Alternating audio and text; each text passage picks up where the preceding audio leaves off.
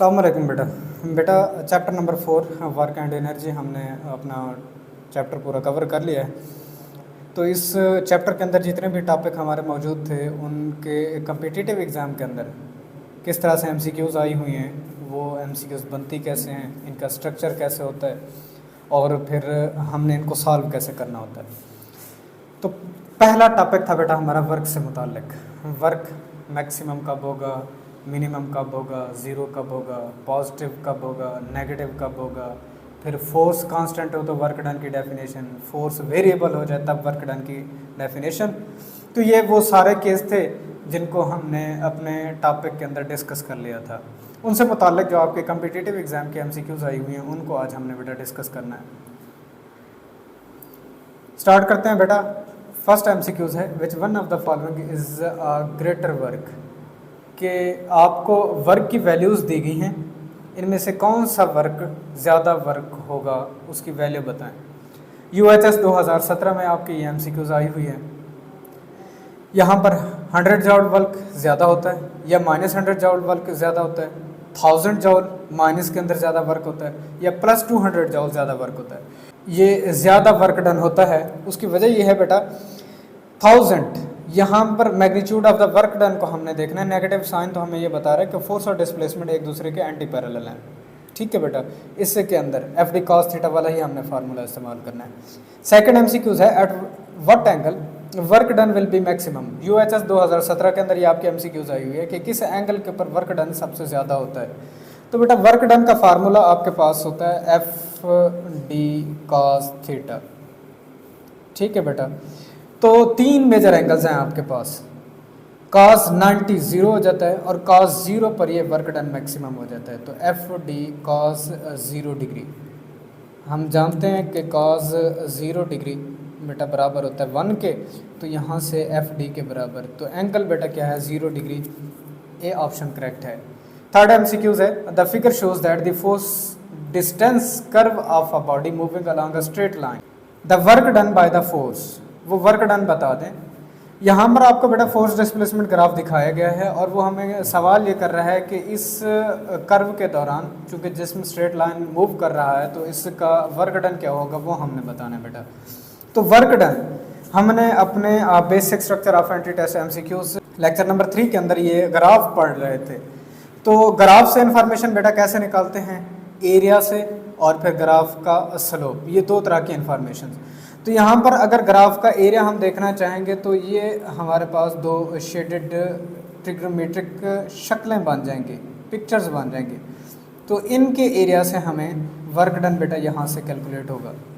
तो ये 2 ट्रिग्नोमेट्रिक शक्लें हैं, इसमें से वर्क डन हमने कैलकुलेट करना है। इस वर्क डन की कैलकुलेट करने के लिए बेटा किसी भी ग्राफ, फोर्स डिस्प्लेसमेंट का ग्राफ, वर्क डन हमेशा उसके एरिया से हमें हासिल होता है बेटा। अब यहाँ पर क्योंकि एफ डी मल्टीप्लाई करेंगे और ये हमें एरिया ऑफ ग्राफ से मिलता है, तो यहाँ देखें ये रेक्टेंगल्स है हमारे पास दो रेक्टेंगल्स के लिए। पहले रेक्टेंगल के लिए यहाँ पर देखिए इस पॉइंट के ऊपर 11 है डिस्प्लेसमेंट और इसकी फोर्स क्या है बेटा 10। तो वर्क डन फर्स्ट के लिए अगर इसको कैलकुलेट करना चाहेंगे तो 11 मल्टीप्लाइड बाई 10, तो ये आपके पास 110 रहेगा बेटा। और सेकंड यहाँ पर इसके लिए कैलकुलेट करना चाहेंगे आप उसे W2 लिख लें और यहाँ तो ये -120 total work done W1 plus W2।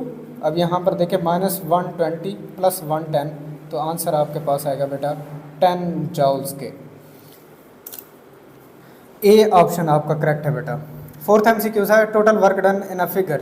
एक फिगर आपको दिखाई गई है और इसके अंदर टोटल वर्क डन क्या होगा। अब फिगर के ऊपर गौर करें बेटा, ये क्लोज्ड पाथ है, तो इस क्लोज्ड पाथ के लिए वर्क डन हमेशा 0 न्यूटन मीटर होता है। उसकी वजह ये है कि there is a no displacement, जहाँ से बॉडी ने अपने मोशन को स्टार्ट किया था वहीं वो दोबारा पहुँच चुकी है, तो डिस्प्लेसमेंट है नहीं, तो वर्क डन 0 हो जाएगा, जो ऑलरेडी हम अपने लेक्चर के अंदर कर चुके हैं। फिफ्थ एमसीक्यूज है work done will be 0 if angle between force and the displacement. UHS 2017 के अंदर ये आपकी एमसीक्यूज आई हुई है। वर्क डन कब ज़ीरो हो जाता है अगर फोर्स और डिस्प्लेसमेंट के दरमियान में एंगल? बेटा एंगल के लिए देखें, हमने ये देखा था कि अगर इसको 90 पुट करेंगे बेटा तो 90 के लिए वर्क डन ज़ीरो हो जाता है, लेकिन 90 के मुखालिफ एक दूसरा एंगल भी होता है अगर कोऑर्डिनेट सिस्टम के अंदर देखना चाहेंगे तो ये 90 और ये 270 डिग्री, 270 डिग्री के ऊपर फोर्स और डिस्प्लेसमेंट के दरमियान में वर्क डन ज़ीरो हो जाता है। सिक्स्थ एमसीक्यूज है बेटा, which of the following statement shows that no work is done? UHS 2020 के अंदर आपकी ये एमसीक्यूज आई हुई है बेटा कि कौन सी स्टेटमेंट जाहिर कर रही है कि वर्क डन ज़ीरो है? Pushing a car to start it moving, आप किसी एक कार को धक्का दें और वो मूव करना शुरू कर दे। बी ऑप्शन है राइटिंग एन ऐसे ऑन द पेज, एक पेज के ऊपर ऐसे लिखते हुए। डी ऑप्शन है आपके पास बेटा the moon orbiting around the earth, जो हमारा मून है ये अर्थ के अराउंड अगर मूव कर रहा हो तो किस केस के अंदर वर्क डन ज़ीरो होगा? बेटा डी ऑप्शन करेक्ट है। हमारे मून की मोशन को अगर देखें तो ये क्लोज्ड ऑर्बिट के अंदर मूव करता है, तो किसी क्लोज्ड पाथ के अलांग वर्क डन हम पहले भी कैलकुलेट कर चुके हैं, ज़ीरो होता है, तो अब भी यहाँ पर ज़ीरो होगा। सेवंथ एमसीक्यू है work done by the frictional force can be, एक फ्रिक्शनल फोर्स के ज़ेर असर वर्क डन कैसा होगा? पॉजिटिव होगा, ज़ीरो होगा, नेगेटिव होगा या AC दोनों ऑप्शन हो सकते हैं। तो बेटा रिलेशनशिप फ्रिक्शनल फोर्स के लिए FD cos theta work done, हमेशा किसी भी फ्रिक्शनल फोर्स के लिए F और डिस्प्लेसमेंट के दरमियान में जो एंगल बेटा बनता है वो एंगल होता है बेटा 180 डिग्री, 180 डिग्री। तो यहाँ से FD cos 180 डिग्री, हम जानते हैं cos 180 डिग्री बेटा होता है -1 के बराबर, तो वर्क डन नेगेटिव होगा। यहाँ पर बेटा ऑप्शन है आपके पास सी करेक्ट। एट्थ एमसीक्यूज है the work done by the conservative force in moving a body along the closed path is. PMC के अंदर आपकी ये एमसीक्यूज आई हुई है बेटा कि किसी भी जिस्म के ऊपर जो वर्क डन होगा कंजर्वेटिव फोर्स के अंडर, अगर वो जिस्म एक क्लोज्ड पाथ के अंदर मूव कर रहा हो तो बेटा हमेशा क्लोज्ड पाथ के अंदर डिस्प्लेसमेंट ज़ीरो, तो वर्क डन ऑलरेडी ज़ीरो हो जाएगा, क्योंकि मैथमेटिकल फार्मूला के अंदर देखें जब डिस्प्लेसमेंट के फैक्टर को ही ज़ीरो कर देंगे तो बाकी कुछ बचता ही नहीं है। नाइन्थ एमसीक्यूज है work done by the gravity during the descent of a projectile, एक प्रोजेक्टाइल लैंड कर रहा है यानी कि ज़मीन की तरफ आ रहा है, उसकी डिसेंडिंग के दौरान जब ये उतर रहा होता है उस वक्त ग्रेविटी के ज़रिए से वर्क डन क्या होगा बेटा? यहाँ पर देखें बेटा ये हमारे पास प्रोजेक्टाइल की अगर पिक्चर को यहाँ पर ड्रा किया जाए, हियर इज़ अ प्रोजेक्टाइल, ये इस तरह की मोशन को बेटा परफॉर्म करता है।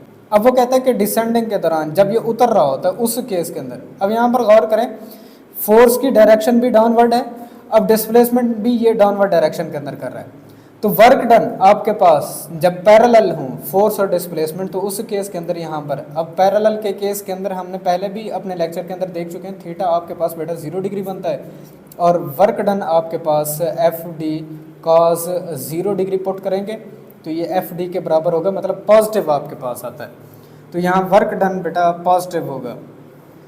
10th MCQ 5 kg cart is moving horizontally at 6 meter fee second. In order to change its speed from 10 meter fee second, net work done on the cart must be, एक 5 kilogram का cart है जिसके ऊपर एक force लगाकर उसकी speed को बेटा 6 मीटर से 10 मीटर फी सेकंड किया जाना है। अब वो सवाल हमसे कर रहा है कि इसके ऊपर नेट वर्क डन क्या हो? वर्क डन होगा बेटा 40 जॉल के बराबर। 11th MCQ है force displacement graph an object is a straight line with positive slope if the height and width of the graph are 4 units and 2 units respectively, the work done on the object is। बेटा वो हमसे सवाल कर रहा है कि एक किसी भी जिस्म के लिए force displacement graph positive slope के साथ है, इंक्रीजिंग पॉजिटिव स्लोप के साथ, तो यहाँ पर अगर फोर्स डिस्प्लेसमेंट ग्राफ को ड्रा किया जाए तो इस तरह का वो ग्राफ हमसे कह रहा है। अब वो हमसे कह रहा है कि उसकी हाइट और विड्थ, लेट से फ़र्ज़ कर लेते हैं ये इसकी हाइट है जो 4 यूनिट है और ये इसकी विड्थ है जो यहाँ पर ये बता रहा है हमें 2 यूनिट्स। तो फोर्स डिस्प्लेसमेंट ग्राफ से वर्क डन हमेशा इसके एरिया से हमें हासिल होगा, एरिया FD के बराबर, और यहाँ से बेटा 4 को जब 2 से मल्टीप्लाई करेंगे तो 8 यूनिट्स ये हमारे पास आंसर बनेगा। सी ऑप्शन करेक्ट है। Work is independent of, work के फार्मूला को देखना चाहेंगे बेटा FD cos थीटा। अब यहाँ से डिपेंड किन चीज़ों के ऊपर कर रहा है? फोर्स डिस्प्लेसमेंट के ऊपर और इन दोनों के दरमियान में एंगल। तो फोर्स के ऊपर तो डिपेंड करता है, डिस्प्लेसमेंट के ऊपर डिपेंड करता है, टाइम के ऊपर कभी डिपेंड नहीं करता, तो इसी से इंडिपेंडेंट होगा। 13 MCQs है An object of 5 kg is pulled horizontally by a force of 50 Newton through a displacement of 10 meter. The work done by the gravity.